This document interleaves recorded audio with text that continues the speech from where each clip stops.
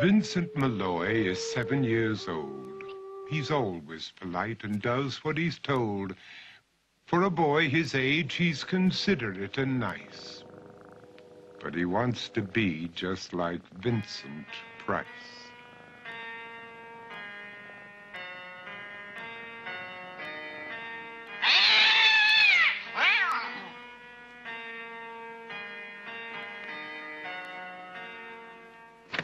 He doesn't mind living with his sister, dog, and cats, though he'd rather share a home with spiders and bats.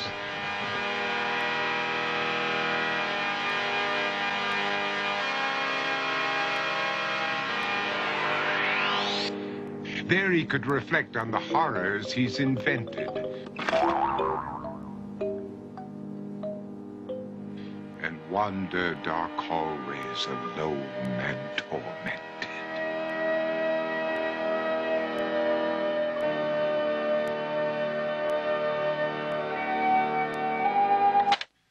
Vincent is nice when his aunt comes to see him, but imagines dipping her in wax for his wax museum.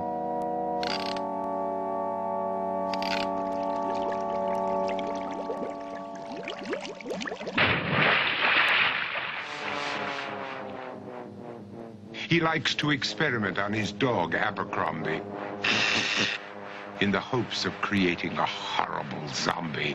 So he and his horrible zombie dog could go searching for victims in the London fog. His thoughts, though, aren't only of ghoulish crime. He likes to paint and read to pass some of the time.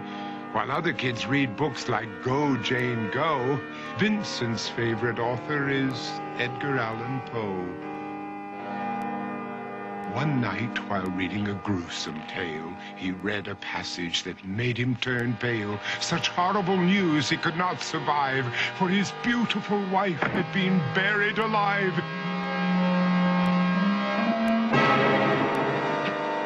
He dug out her grave to make sure she was dead, unaware that her grave was his mother's flower bed. His mother sent Vincent off to his room.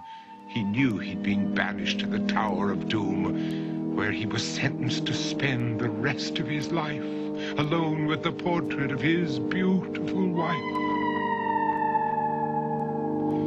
While alone and insane, encased in his tomb, Vincent's mother burst suddenly into the room.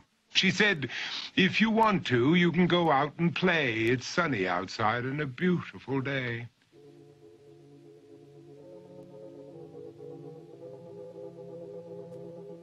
Vincent tried to talk, but he just couldn't speak. The years of isolation had made him quite weak. So he took out some paper and scrawled with a pen, "I am possessed by this house and can never leave it again." His mother said, "You're not possessed and you're not almost dead. These games that you play are all in your head.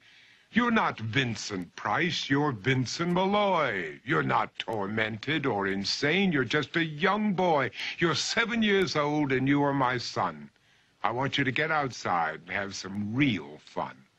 Her anger now spent, she walked out through the hall. And while Vincent backed slowly against the wall, the room started to sway, to shiver and creak. His horrid insanity had reached its peak. He saw Abercrombie, his zombie slave, and heard his wife call from beyond the grave. She spoke from her coffin and made ghoulish demands, while through cracking walls reached skeleton hands.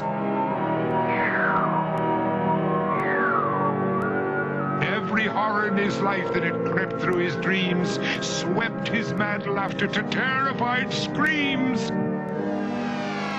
To escape the madness, he reached for the door, but fell limp and lifeless down on the floor. His voice was soft and very slow as he quoted The Raven from Edgar Allan Poe. And my soul from out that shadow that lies floating on the floor shall be lifted nevermore.